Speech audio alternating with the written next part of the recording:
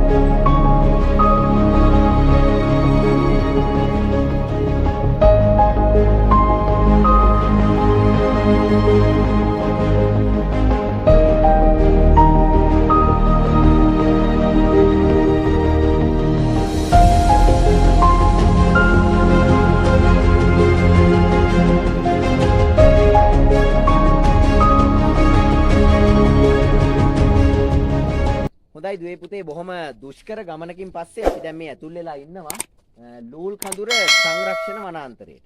අර වාණිජ්‍ය භෝගයක් විදියට හිටවපු ලංකාවේ මුල්ම තේ ගසට තව පොඩි දුරක් අපිට යන්න තියෙනවා. බොහොම දුෂ්කර ගමනක් තමයි අපි ආවේ. මේ කූඩැල්ලෝ විශාල ප්‍රමාණයකින් අපිට ලොකු කරදර හිරිහැර සිද්ධ වුණා.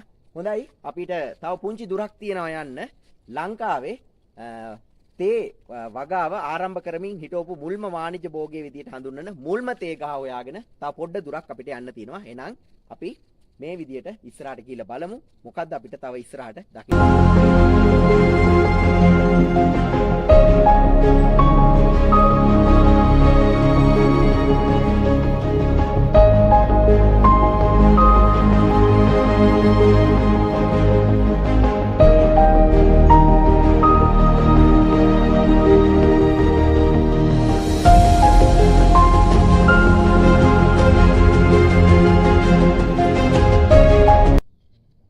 ඇවිල්ලා ඉන්නේ ලංකාවේ වාණිජ්‍ය භෝගයක් විදිහට මුලින්ම හිටවපු තේ ගහ හොයාගෙන.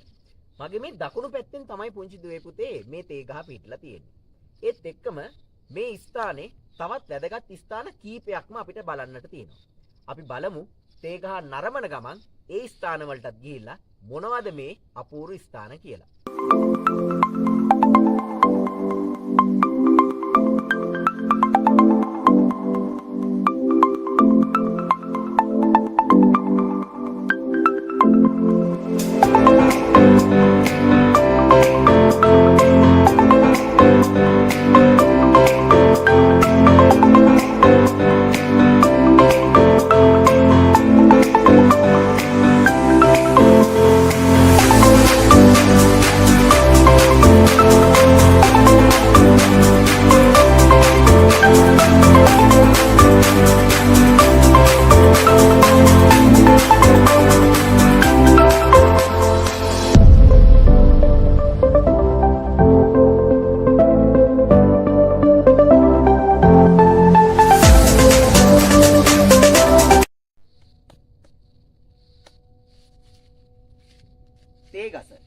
තේගස කියලා කියන්නේ පුංචි දුවේ පුතේ ලංකාවට ආවේනික භෝගයක් නන් නෙමෙයි.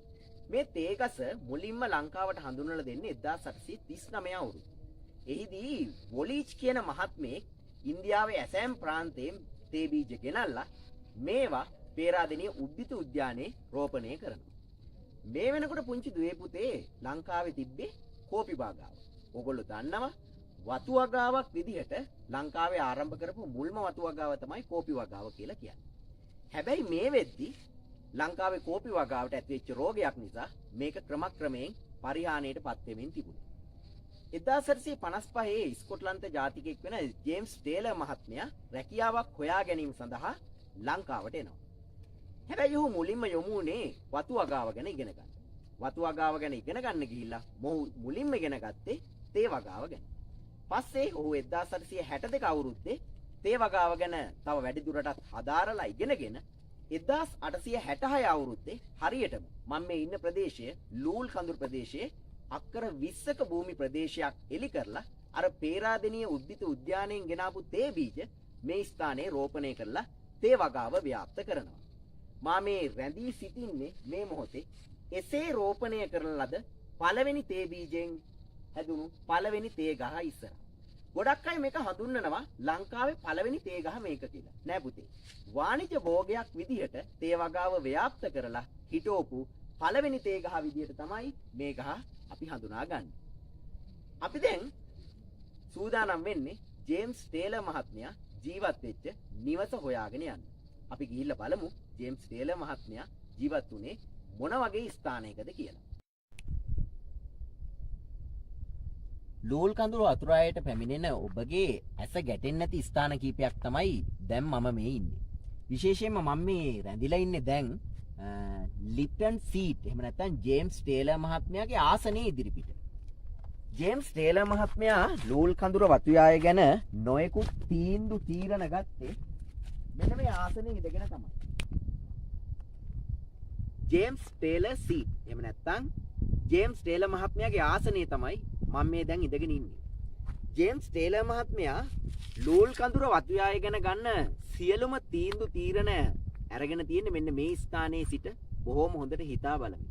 මේ ස්ථානය මේ වෙනකොට නම් මීදුමෙන් බොහොම ඝනව වැහිලා තියෙන්නේ. විශේෂයෙන් මේ ස්ථානයේට ලංකාවේ බොහෝ ප්‍රදේශ වල මායිම් දකින්නට ලැබෙනවා. ඒත් එක්කම ඒ පිළිබඳ විස්තරයක් මෙන්න මේ ස්ථානයේදී වාට දැක ගන්න පුළුවන්. ලූල් කඳුර වතුයාය නරඹන්න පුංචි දුවේ පුතේ ඔබ එනවා නම් අනිවාර්යෙන් මේ ජේම්ස් ටේලර් මහත්මයාගේ ආසනයේ නරඹලා යන්නත් අමතක කරන්න නම් එපා.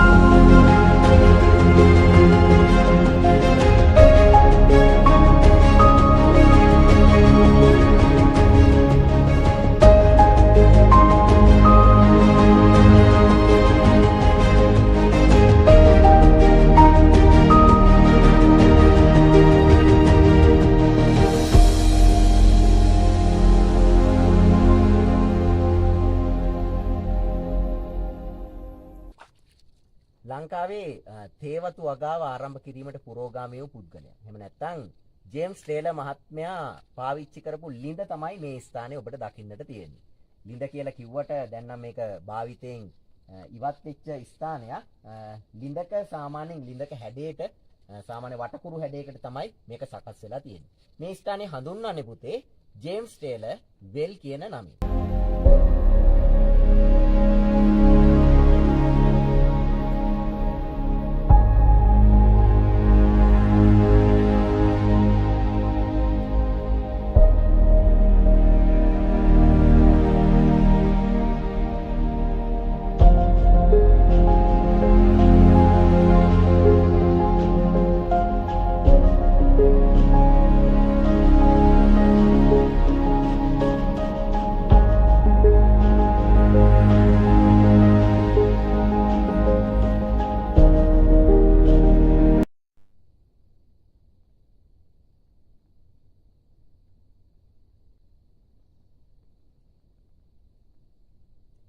ලංකාවේ තේවතු වගාවේ පුරෝගාමියා විදියට කටයුතු කරපු ජේම්ස් ටේලර් මහත්මයා ජීවත් වූ නිවහන. එහෙම නැත්නම් ඒ බංගලාව ගාවටයි අපි දැන් මේ ඇවිල්ලා ඉන්නේ.